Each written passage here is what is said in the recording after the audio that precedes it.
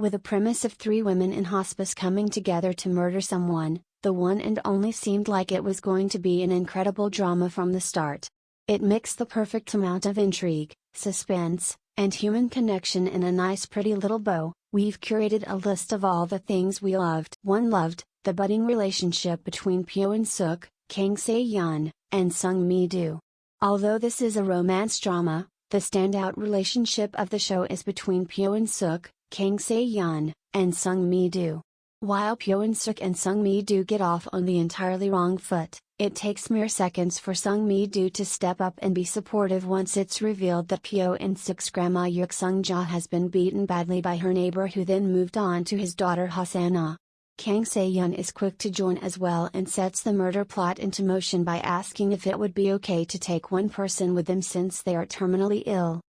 Considering that they were not getting along, it was enjoyable to see how fast they come to work together to come to the defense of Yuk Sung-ja and Ha-san-ah. Despite their differences, it really showed how similar their values are.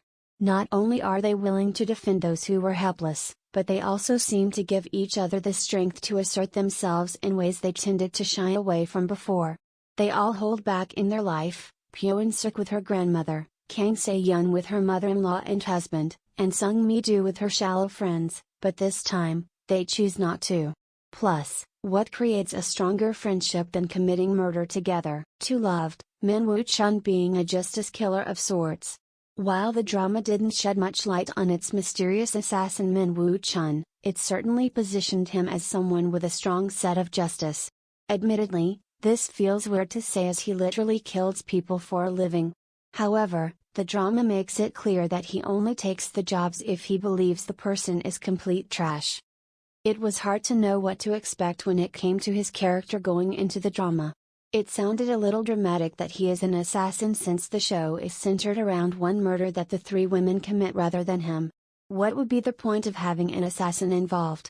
But after seeing the episodes, he definitely added some intrigue, and it's interesting that he's positioned as a justice killer / anti-hero.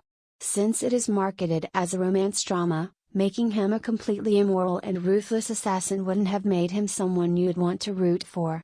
I can't say the drama already made me invested in the romance that's coming, but I do appreciate that he does seem to have a strong sense of justice. And I also like that it begs the question that if he does have a strong set of morals, why does he turn to murder in the first place? 3. Loved Sung Mi-do's intelligent and cunning personality. When it comes to the aftermath of the murder, Sung Mi-do is really set up to be the brains of the operation for better or worse.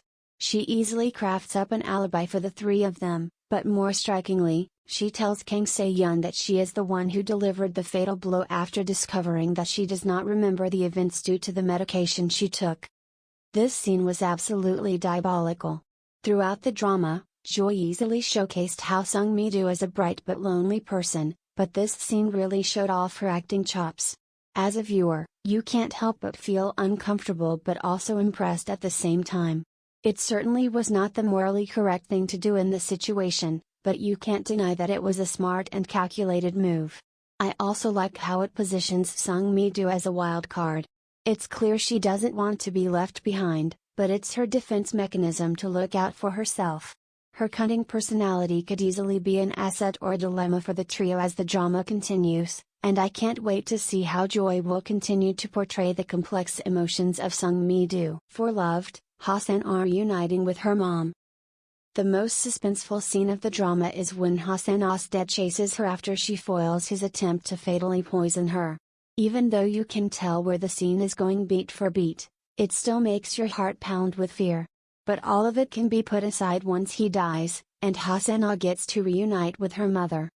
This is one of the first scenes in the drama where you can actually take a moment to release a huge sigh of relief. It was nice that we got to see Ha-san-ah get a new lease on life with her mother since they no longer need to be separated and run and hide. 5. Loved Pyo-suk choosing not to forgive her father.